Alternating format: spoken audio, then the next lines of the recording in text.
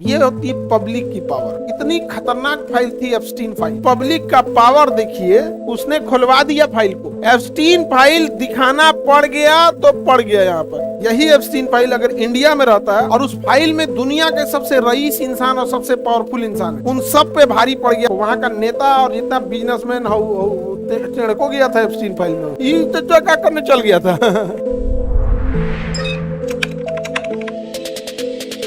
और अपने यहाँ तो इलेक्शन में बात वही है, अपना जाति देखा जाता है, क्योंकि हमारे यहाँ लोग नेता नहीं जीजा चुनते हैं।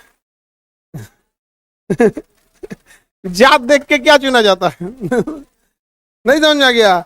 उससे इतना डरते हैं लोग इससे जिसका कोई हद नहीं, एकदम डरे रहते हैं लोग। यहाँ ब्रिटेन के प्रधानमंत्री बोरिस जॉनसन थे कोरोना के टाइम पे। जब कोरोना वैक्सीन लगाना था तो लाइन में लगल थे और कोई गार्ड वहां नहीं था, वहां पे। ये होती है पब्लिक की पावर। इतनी खतरनाक फाइल थी एप्स्टीन फाइल। अमेरिका की पब्लिक को देखो, वहां का नेता और जितना बिजनेसमैन को गया था एप्स्टीन फाइल में। ये तो क्या करने चल गया था। बताओ, सुनिए ध्यान से। अब आप पावर समझो वहां के पब्लिक का। यही एप्स्टीन फाइल अगर इंडिया में रहता है तो इंडिया की कोर्ट कभी सार्वजनिक नहीं करती। नहीं समझ आ गया? कभी सार्वजनिक नहीं कर। लेकिन अमेरिका की पब्लिक का पावर देखिए, उसने खुलवा दिया फाइल को। और इतने दरिंदे हैं जिसका कोई हद हिसाब नहीं। और उस फाइल में दुनिया के सबसे रईस इंसान और सबसे पावरफुल इंसान है, उन सब पे भारी पड़ गया अमेरिका का पब्लिक। समझ में आ गया कि नहीं? आप कॉन्सेप्ट समझो कि वहां की कोर्ट और वहां की पब्लिक का पावर क्या होगा। अपने यहाँ तो जो पब्लिक मरवा देते सब, विधायक को नहीं देखे थे उन्नाव वाला, उसको तो हम लोग हल्ला उल्ला करके पूरा इंडिया का आदमी हल्ला किया तो बेला जेल गया। यहाँ पे नहीं समझ आ गया? ओके, घर का आदमी करे निर्दोष है तो नार्को टेस्ट करा लो। हम तो स्वयं इस बात के खिलाफ रहते हैं कि किसी निर्दोष को सजा ना हो। अब ये को जेल काट के आया है 35 साल, बाद में पता चला निर्दोष है। लेकिन अमेरिका के लोगों की ताकत और अमेरिका की कोर्ट की ताकत सोचिए कितना है। अब आइए भारत में। ज्ञानेश भाई पे एक आदमी ने बताया कि जो मरा हुआ इंसान भी वोट डाल दिया है, मरा हुआ इंसान का वोटिंग पड़ गया है बिहार इलेक्शन में। तो ज्ञानेश भाई से कहा गया कि सीसीटीवी फुटेज दीजिए। तो ज्ञानेश भाई कह रहा है माताओं और बहनें को फोटो डाल सकते। अरे यार, तो तुमने फोटो के अकेले बैठ के खुद देखेगा? कह रहा है कि माताओं और बहनों का फोटो डालते ये हम पब्लिक में कर सकते हैं क्या? मतलब ये अकेले देखेगा? यार, ये तो खतरनाक आदमी है। वोट डालने के टाइम है, वहां कोनो कोई उघारे थोड़े नाच रहा है रे। अजब हाल है।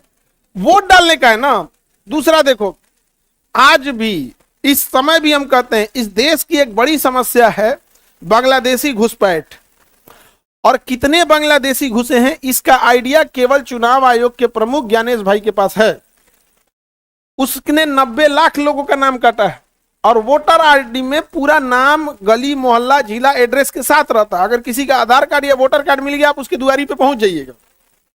उसने 90 लाख बांग्लादेशियों का काटा है, लेकिन उसको पब्लिक नहीं कर रहा है।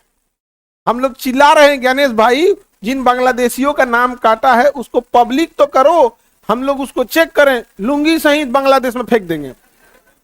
लेकिन बांग्लादेशियों का नाम नहीं बता रहा है ज्ञानेश भाई। ऐसा क्यों कर रहा है? दाल में काला है। ज्ञानेश भाई बांग्लादेशियों को बचा रहा है। ज्ञानेश भाई बांग्लादेशियों को बचा रहा है, इसका मतलब आप पब्लिकली कर लो उसे। तो ये चीजें होना चाहिए उन्हें। जबकि अमेरिका का सोचो पावर क्या है।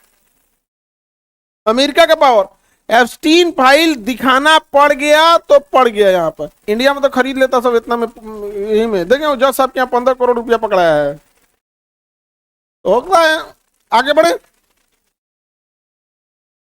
ये फिर खड़ा हुआ सुगराती।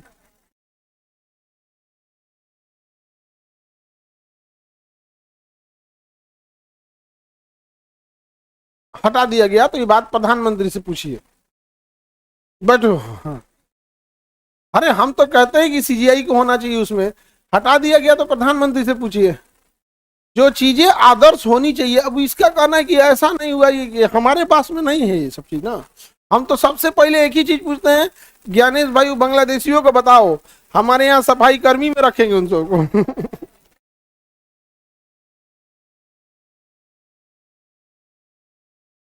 या तुम्हारा दिमाग ठेवना में है?